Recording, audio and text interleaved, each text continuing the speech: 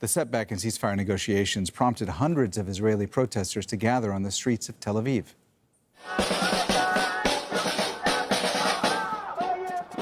They're calling on the government to end its war in Gaza and to immediately strike a deal with Hamas to release the remaining captives. Many say they are concerned about the conditions in which they are being held. First of all, I am here to ask for the hostages to come back home. Gaza is not their place. Their place is nearby their families. This is the first thing. The second thing is to finish the war, because the hostages will not come back home until the war will be finished.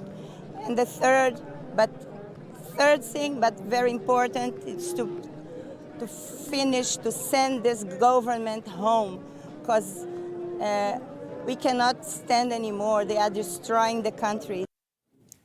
French President Emmanuel Macron says his country will recognize a Palestinian state, the first by a major Western power.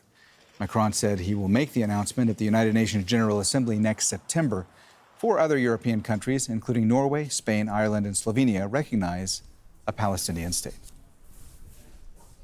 All right, let's cross now live to Hamdah Salhut, who's joining us from Amman. She's there because the Israeli government has banned Al Jazeera from reporting inside Israel and in the occupied West Bank. Hamdah, so the French president, Emmanuel Macron, has said that his country will recognize a Palestinian state. Not exactly a surprise. I mean, Macron has been indicating he might do this for a while, but what's the reaction been to that from Israeli Prime Minister Benjamin Netanyahu?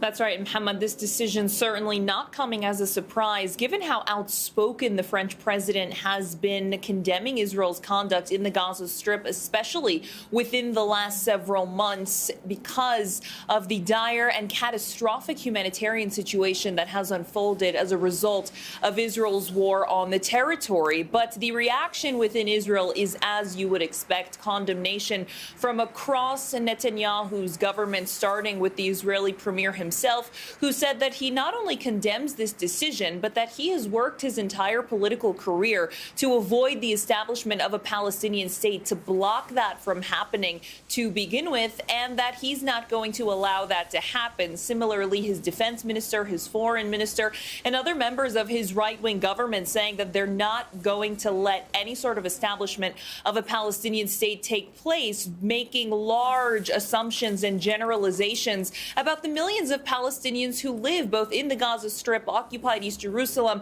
and the occupied West Bank, saying, quote, that this would be a terror state, making these remarks saying that Hamas would be the one in control of it and that they're not going to allow this to happen. So the reaction from Israel is not exactly surprising, given their rhetoric about a Palestinian state, not just throughout the history of this war, but also throughout Netanyahu and his government's political careers.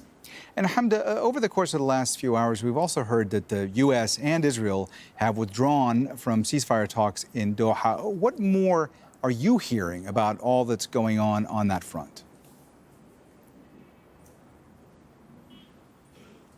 Well, the Prime Minister's office did release a statement saying that they're withdrawing the team, not because the talks have collapsed or that they're not going well, but rather they brought them back to Israel for consultations with the Israeli premier. I mean, they have been there for weeks. They have been talking with mediators. And after the U.S. and Israel released these statements saying that Hamas is not really willing to budge on different issues, Hamas released a statement saying that they were surprised at these comments by mediators and by Israel, given their flexibility and given the feedback that they've received from the negotiators throughout this process. So it's still, of course, too early to tell if there is a deal, but there are certain red lines and sticking points that each side has, which is why there hasn't been a deal this entire time.